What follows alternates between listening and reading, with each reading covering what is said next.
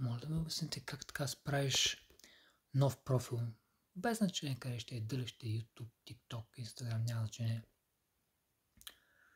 Дания профил в един момент правиш го, качваш публикации и първите публикации буквално летят. Разбирате ли? Буквално летят.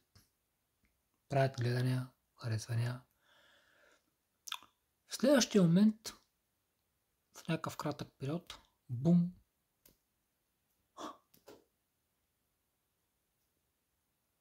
качваш публикации и тия публикации не достигат до никого. Али обяснете ми, как става този шибан номер? Как така?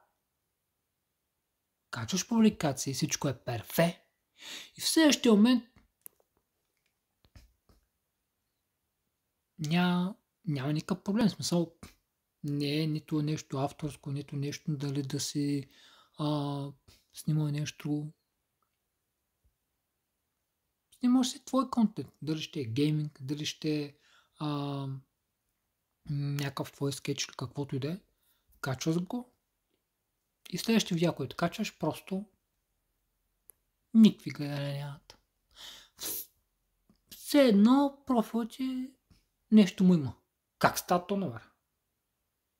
Как става този номер? Али обяснете ми, копелета. Обяснете ми, бе. Някой шибан, мизерен, противен, гнусен, нещастник, гаден, мръсен нещастник стои за цялата тая игра. И стои и си решаваме, тук този профил ще го пуснем, тук този профил не го пуснем. Няма никаква никаква логика в това да направиш нов профил, да си вървят видеята, да си има гледаемост, да си има харесвания. И след няколко видеа, следващите видеа нямат никакви показания. Копале. Едно видео да няма показания или да има 5, 10, 15, 20 показания, извиняй, да, ама извиняй. Не може да имат някакви видеа по над 1000, 2, 3, 5 хиляди показания, следващите видеа правят 0 или 2 показания или някакви такива смешни бройки. Ти какво ми прикажеш? Глупости, бе.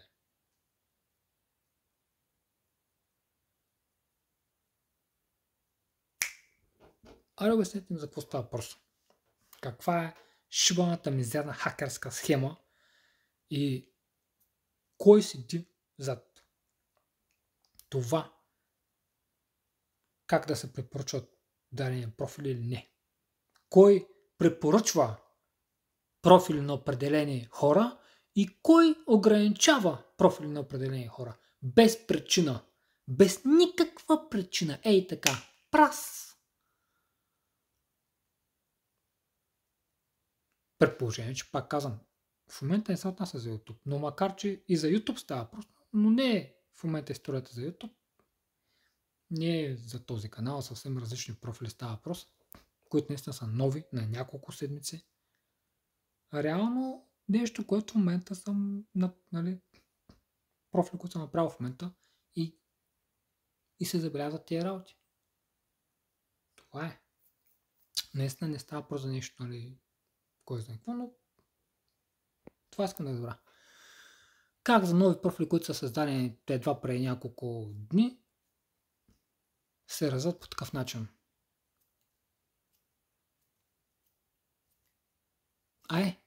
Кажете, умниците.